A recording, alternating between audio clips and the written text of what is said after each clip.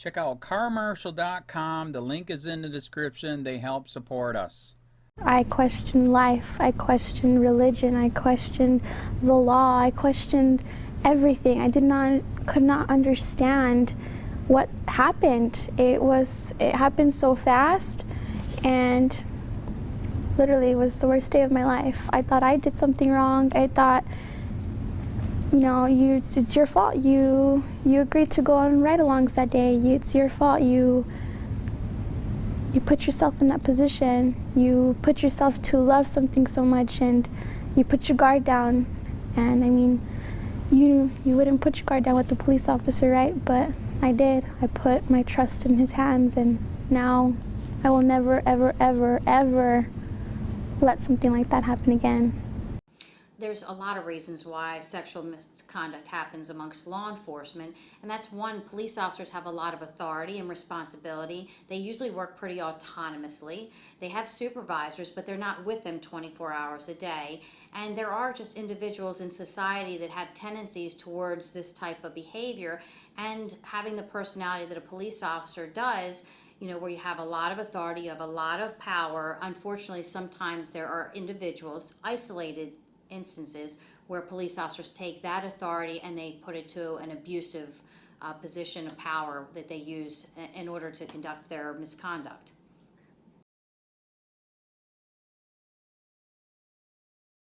As Hollywood gets the spotlight, media entirely silent on rampant sex abuse by police. By Matt Agarist, November 27, 2017. As Hollywood sex abuse continues to be exposed, victims and their families are finally starting to see the potential for justice and closure they have long deserved. However, as the Weinsteins and the Spaceys watch their careers burn over the allegations of sexual misconduct, the media and essentially everyone else remains conveniently silent on the horrifying reality that is sexual misconduct by police. On a near-daily basis, a cop or former cop's face makes the local newspaper with whitewashed headlines like "Former Deputy Now Charged with Exploitation." Little attention is given to these stories despite the grim nature of them. For example, the aforementioned headline is from a small Minnesota town and involves a deputy who was arrested on multiple felony charges including child molestation, sexual misconduct with a child, and child exploitation. No one else picked up the story and it was swept under the rug. The disgusting crimes that lead to these headlines happen often and blow the myth of the bad apple theory completely out of the water. Just this month, 2 NYPD cops' crimes were so bad they actually made national headlines when they were arrested for allegedly handcuffing an underage teen and brutally raping her in their van. As TFTP reported, officers who were allegedly acting on behalf of the rapist cops entered the rape victim's hospital room and threatened her if she came forward with her accusations. While the NYPD case garnered much needed attention, others go completely unnoticed. Cops sexually abusing children, women, and men is common and is a major problem. Read more. ACLU says the Ferguson police report on Michael Brown's death violates the law. In 2014, TFTP put out a shocking report that highlighted 40 cops who were convicted or charged with spousal abuse, child rape, or other types of sex crimes just 30 days. Advertisement. While independent researchers began tracking how many people are killed by cops every year, no one was tracking how many crimes were committed by cops.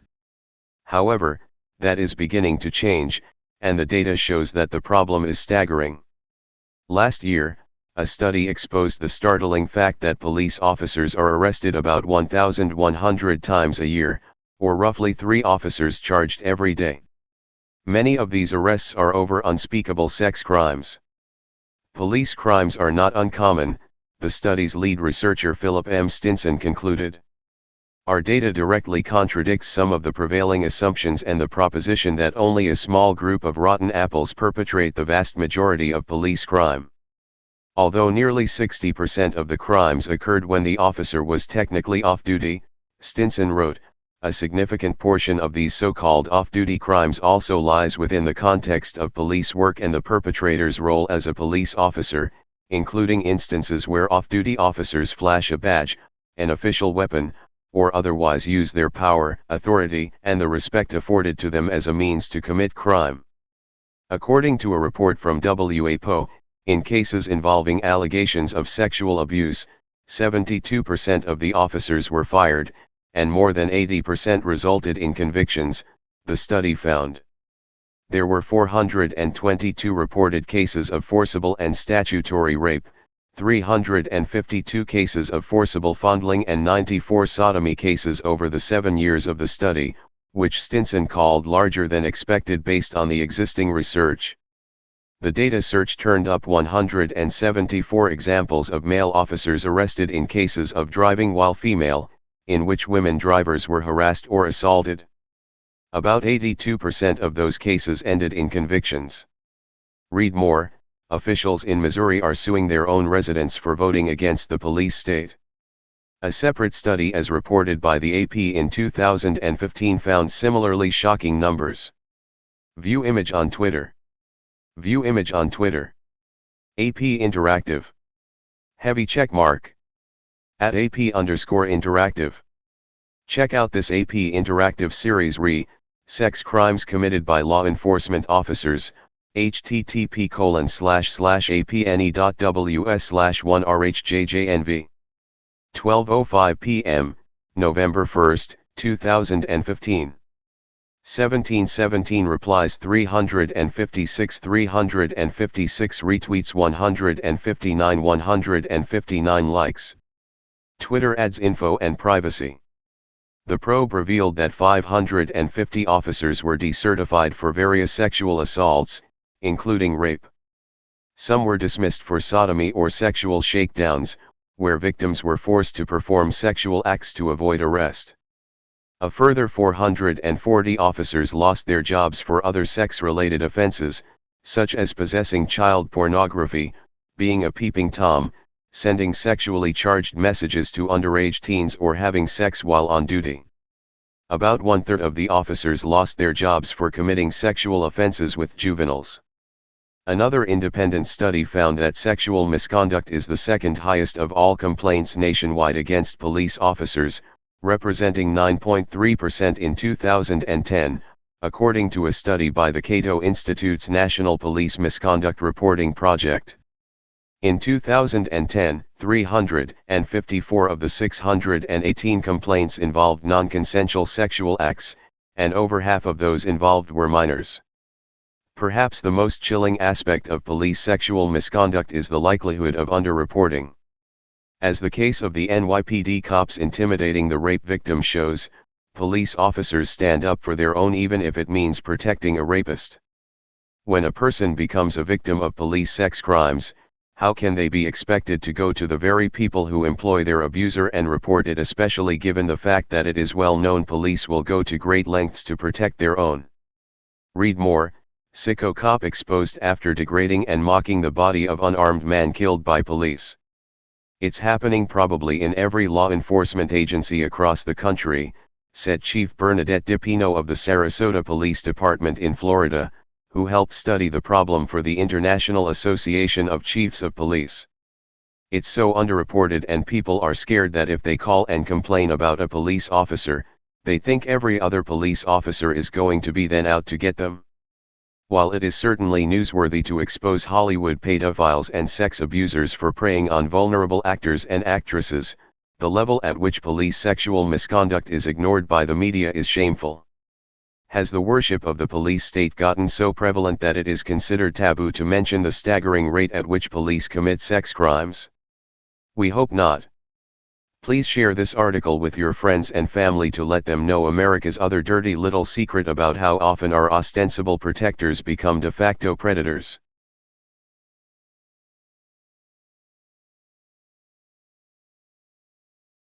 It's something I'm gonna have to go to, something that I am going to, so think about it all the time.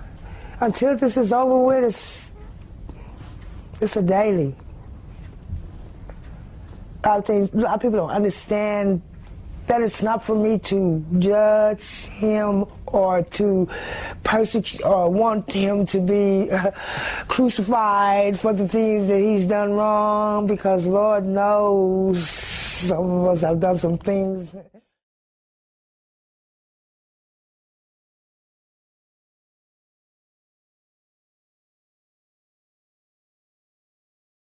As I begin to read this letter to you, Michael Garcia, regarding the crime you committed upon my body, I feel overcome with emotion. I am usually unable to speak and have difficulty grasping onto words that begin to describe my feelings and the impact your criminal actions have had upon me. In 2011, I was a junior in high school, working in the Excel program at the Las Cruces Police Department. I had started at the department 4 years before, then at age 13. One afternoon, after leaving a crime scene, you, Michael Garcia, took me to an isolated neighborhood, where you proceeded to assault me in a criminal sexual manner. I know what you did to me was completely contrary to what a person can expect from a police officer. It had never occurred to me that a person who had earned a badge would do this to me or anybody else. I felt sickened and disgusted that a person wearing this badge, lawfully carrying all that power, a person who I admired and trusted to be one day, would harm me in this way or in any way. The emotional wound that has resulted still feels raw. This raw feeling has caused me to feel unsafe emotionally, even with people that I have loved and trusted in the past. This betrayal has hit me in my soul, and I just do not feel things the same way as before. For example, anytime I see or hear anything to do with the badge or law enforcement, I find my heart racing, shaking, sweating, crying, with all the flashbacks to that horrible day in that unmarked police vehicle. I usually have to remove myself into a safer feeling location to regain my composure. As a result of your actions, Michael Garcia, I feel that I lost my first love. The dream of going through the ranks and someday earning a title as a detective for the Las Cruces Police Department. That was my passion and dream. I carried this dark burden of criminal abuse alone for 3 long, excruciating years. I cannot describe to you how self-disgusted, abused, broken, and lost I felt. I lost my faith in everything, everyone, even in myself. I couldn't even look at myself, much less allow my family to look at me. For years, I hid away in a busy work schedule, isolating any question or concern my family or friends had in my behavior. When I was home, I never left my room. The shame, the betrayal took over my life. I slowly became something I was not. I completely gave up on school. I can't even remember my junior or senior year in high school. Finally, college, I couldn't go through criminal justice. I could not figure out what to do for the rest of my life. I gave it time and time again. My anger came over. My trust became no more. My friends were gone. My family could never understand. Where lastly, I decided ending my life would entirely be the best option. But every time I tried, I came up short.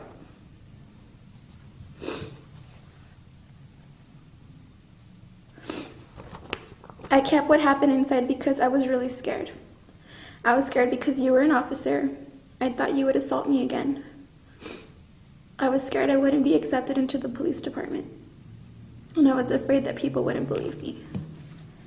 Even after you begged me, Michael Garcia, to never tell anyone what you had done to me. You dropped me off at the police station like if I was a piece of trash. No concern. Those 3 years made me feel like if I was a worthless piece of trash. I had no one to run to. Nobody was there. I picked up my backpack, signed out, and left. I was confused to what had happened, and I was traumatized. You, Michael Garcia, took my spirit away from me. When I finally came forward with a criminal sexual assault, I took a chance with a trusted mentor from the police department. She confronted me with questions no one had ever asked me as to why I was not pursuing a career in law enforcement, where she had watched me grow up. Her questions hit me in the heart, and the silence, loneliness, shame, and terror came flooding out, along with the truth of what you had done to me when I was 17. I realized in that moment it was your secret, not mine. Your shame, not mine. I have a responsibility to take care of myself and others, and not to protect a person who has sexually abused me and possibly others. Although it was the hardest thing I've ever had to do in my life, I did what I had to do to put you away. I never thought I'd have to team up with their city's FBI agency or police department. I never thought I'd have to confront you wearing a recording device, or text you, or call you, just to prove I was telling the truth. But if I had to do it all over again, believe me, I would. Because I would never wish this on anyone. Now, you're one less monster off the street. I learned a lot from speaking up. Last August, I was diagnosed with post-traumatic stress disorder. I learned how severe my depression was. I learned that I suffer from high anxiety. I learned that the nightmares still happen. I learned the flashbacks may lessen over time. I learned that Michael Garcia was HIV positive and had to take a test for the first time. I learned even after speaking up, I still have problems making friends. My trust issues are still a problem. I have a difficult time recognizing people who I can trust, as opposed to people who may be trying to harm me or manipulate me in some way. It is a daily struggle. I trusted the number one person who I never imagined would harm me, a detective from Los Cruces Police Department, and look what happened. This is something that will stay with me for the rest of my life. But I want you to listen closely, Michael Garcia. This sexual assault will never, ever be my shame. Thankfully, I am learning and recovering in a resilient and healthy way. I do what I can to make it through my days, whatever it takes, baby steps. I do it for myself, my family, and especially all the women and men in the world who have been in my situation. I will never give up on myself again. However, I am not sure if I will be able to find my passion and my life dream of working in law enforcement. I'd like to thank the court for allowing me to express myself today. My most biggest gratitude to my support team and those who have helped me re-empower my true self. I cannot thank you all enough for believing in me. Thank you. Diana Marie Guerrero. If you've talked to Rebecca for a couple hours, you would know that she had mental health issues without anybody telling you. Every cop in West Sacramento knew she had mental health issues. She believed they were her friends, and I would tell her, they're not your friends, they're police, they're not your friends. And she'd say, they're her friends, they're her friends. And I'm like, they're not your friends. One day she said, I'm having sex with a cop. I went, you're what? She said, I'm having sex with this cop. I went, what do you mean? And then she's like, well, he makes me have sex with him. I think it made her mental health issues worse, more noticeable. She doesn't know what to do. She's afraid. She thinks she needs protecting from the police when they're supposed to be the ones protecting her. Sorry. Would you talk about her in front of the other police officers, or just describe for me how that would happen? Like if she was there, would we talk about her in front of with other officers? No, you said that you wouldn't do it in front of her. Oh, right. Right? Oh, just like how she looked. You know, she was attractive. You know. Is that what people would say? Oh, that woman is so attractive. Well, she's hot. You know. What other words were used? I can't remember specific words. Just little like sizzling, like sizzles. You know what I mean? Or like, I remember for some reason, like if I brought a female back to the office for an interview, or whatever case it would be, I would always get looked upon by other detectives like, oh, well, are you going to get her number or something? I don't know why. I felt myself as more of an outgoing person. So they'd say to you, are you going to get her phone number? Right. And or what was that all about? I'm like, it's just a case I'm working. Did you receive any training with regards to Diana being an Excel student, and that you should not be having sex in a patrol unit with an Excel student? No. You didn't receive any specific training from anyone with the Las Cruces Police Department that would have prohibited you from having sex with someone in a patrol unit? Correct. Okay. and you didn't receive any training from anyone with the City of Las Cruces Police Department saying it would be a violation of policies to have sex with an Excel student in your patrol unit. Correct. So in your mind, having sex with Diana in your patrol unit was no different than having sex with the other lady in your patrol unit. I guess so. You guess so. It was essentially in your mind the same. Right. Now, you said that while you didn't receive any training that would prohibit you from having sex with an Excel student in your patrol unit, you were aware that there was a state statute criminalizing sexual contact between a police officer Yes. and who? Anybody that's under your authority, I guess. It's a position of authority statute. Right. And so when Diana, in your mind, based on your knowledge of the criminal statute prohibiting an abuse of authority of a police officer, that when Diana was in your patrol unit, she was under your authority. Yes. And she was in your patrol unit because she was an Excel student. Yes.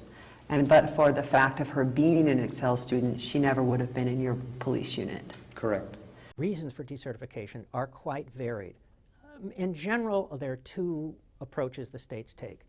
Perhaps 24 of the 44 states will decertify not just for a conviction of a crime, but also for commission of a crime, or Missouri, for example, used to have the following: gross misconduct indicating an inability to be a peace officer. So there is variation, but the 20 states that require conviction of a crime, in my view, that's way too narrow. There's a range of discipline in most states.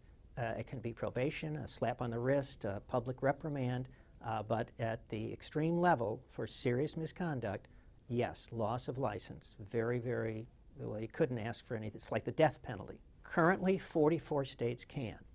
Each year, more and more states do. Wisconsin was the most recent state. But 6 states don't do it. And those states, to many people's surprise, are very blue states: New York, New Jersey, Massachusetts, Rhode Island, California, and Hawaii. And those states have over 25% of all police officers in the country. Hey Charlotte County, this is Charlotte County Cop Watch, and I wanted to explain what fair use is.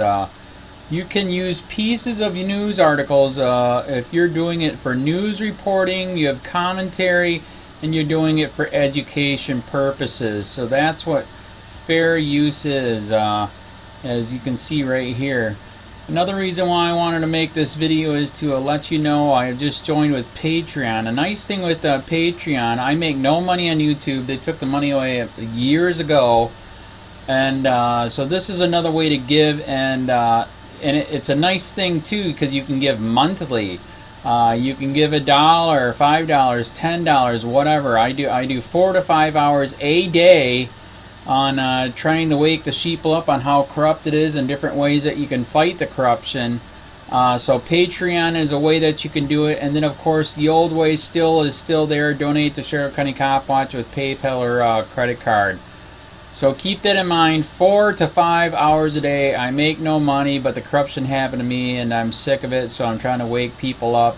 But my wife would love it if if we could get some help out there. There's 47,000 subscribers. Just think if each one of you subscribers just gave let's say actually yes, $1 a month. 47,000 subscribers gave $1 a month.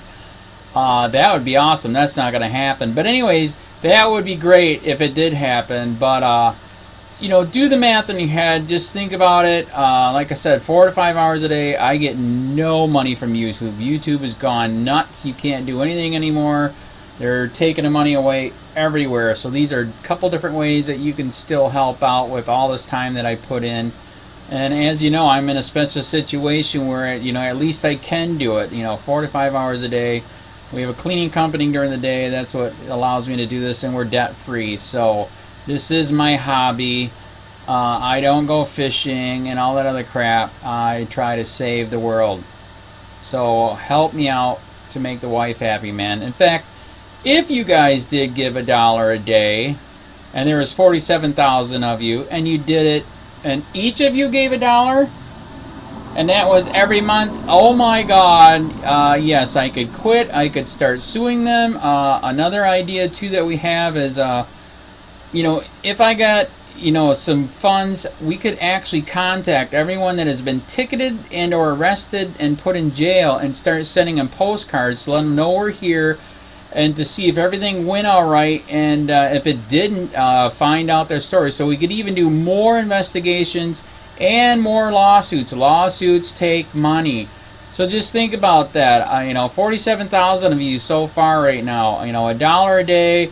I mean, $1 a month on Patreon, or $5 a month Patreon, 10, 20, whatever. Just do the math in your head. Help out. This is a lot of work every single day. Thanks.